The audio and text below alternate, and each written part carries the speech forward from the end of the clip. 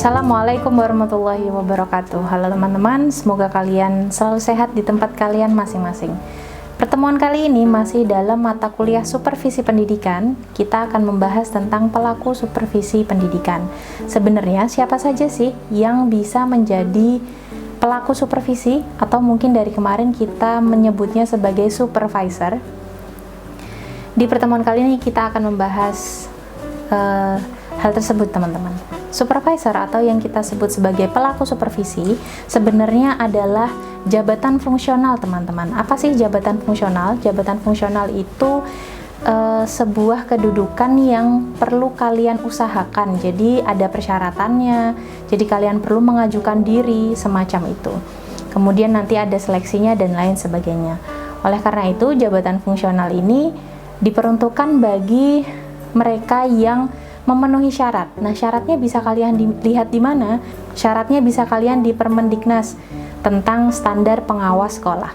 Lanjut ke siapa saja yang bisa kita kategorikan sebagai pelaku supervisi. Ada 3, teman-teman. Pertama adalah pengawas tingkat kabupaten atau kota.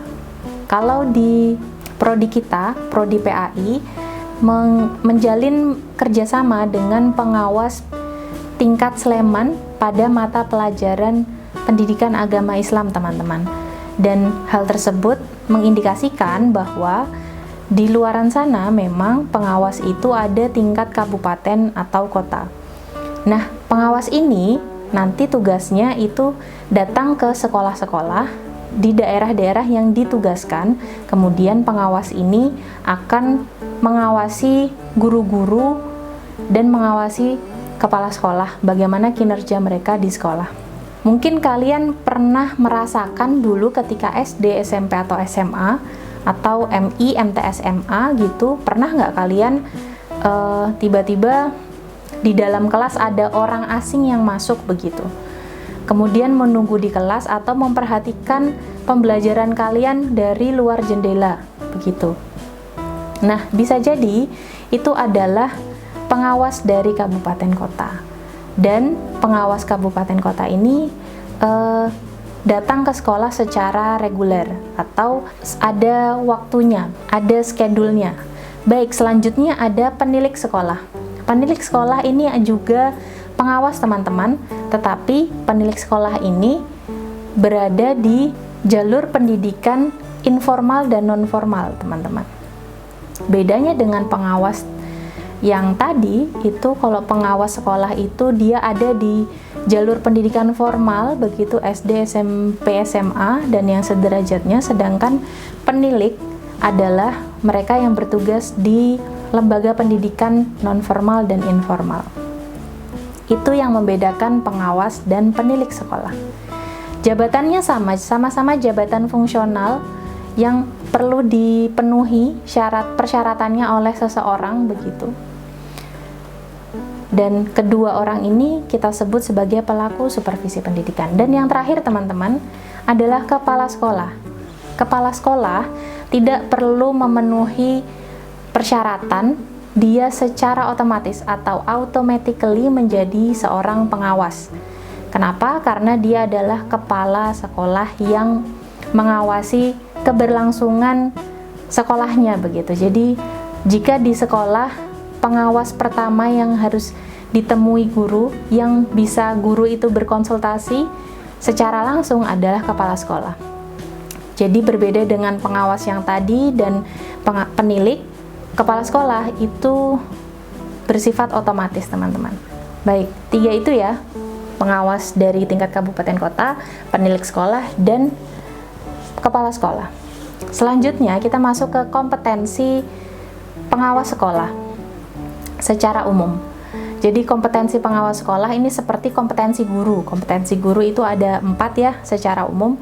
Nah, kompetensi pengawas sekolah juga ada. Secara umum ada 6. Pertama, kompetensi kepribadian. Yang kedua, kompetensi supervisi manajerial. Yang ketiga, kompetensi supervisi akademis. Yang keempat adalah kompetensi evaluasi pendidikan. Yang kelima adalah kompetensi penelitian dan pengembangan pendidikan. Dan yang keenam adalah kompetensi sosial. Dari 6 ini, kalian bisa lihat ada 2 kompetensi yang harus dimiliki pengawas seperti seorang guru, yaitu kompetensi kepribadian dan kompetensi sosial. 4 yang lainnya itu berbeda. Pertama, kompetensi supervisi manajerial. Kompetensi ini lebih mengarah kepada administratifnya seorang guru untuk memenuhi proses supervisi pendidikan. Jadi, seorang pengawas harus menguasai apa saja yang dibuat oleh guru dalam melakukan proses pembelajaran. Kemudian selanjutnya adalah supervisi akademis.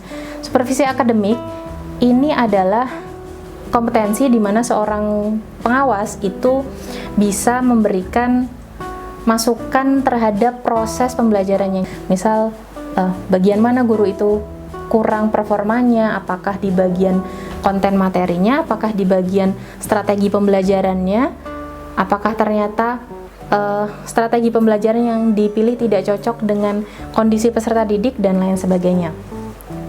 Jadi lebih ke proses pembelajarannya. Selanjutnya, kompetensi evaluasi pendidikan.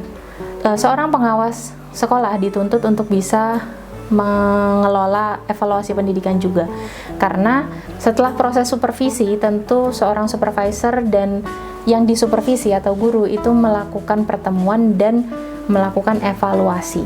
Di situ seorang pengawas harus memahami evaluasi yang diajarkan di kelas, evaluasi yang digunakan di kelas itu cocok atau tidak, bagaimana dilakukan, dan apa tindakan lanjutan yang bisa dilakukan setelah proses bertemunya supervisor dan guru. Selanjutnya adalah kompetensi penelitian dan pengembangan, teman-teman. Ini cukup unik. Mengapa seorang pengawas perlu mempunyai kompetensi penelitian dan pengembangan? Karena jika kalian perhatikan, proses supervisi sebenarnya adalah proses meningkatkan proses pembelajaran di situ. Dan di situ seorang supervisor punya standar yang harus dipenuhi. Ketika punya standar, maka standar itu ketika terpenuhi, maka akan ada data. Data-data yang terkumpul ini bisa dijadikan seorang supervisor untuk memberikan masukan kepada guru. Dan di samping itu, seorang supervisor juga bisa melakukan penelitian dan pengembangan atas proses pembelajaran di kelas. Jika kita tarik ke pelaku supervisi, yaitu kepala sekolah, maka kepala sekolah harus melakukan penelitian. Gunanya apa? Gunanya untuk memajukan proses pendidikan di sekolahnya. Jika menggunakan metode strategi A di masa pembelajaran daring ternyata tidak cocok, maka kepala sekolah tidak akan memberikan himbauan kepada guru-guru untuk melakukan metode strategi ini. Maka di situ kepala sekolah punya kesimpulan bahwa ini tidak cocok. Nah, kesimpulan ini didapat dari proses penelitian dan pengembangan, teman-teman. Itu adalah 6 kompetensi yang harus dimiliki seorang pengawas sekolah. Itu saja, teman-teman, pertemuan hari ini. Sampai berjumpa di lain kesempatan. Terima kasih. Wassalamualaikum warahmatullahi wabarakatuh.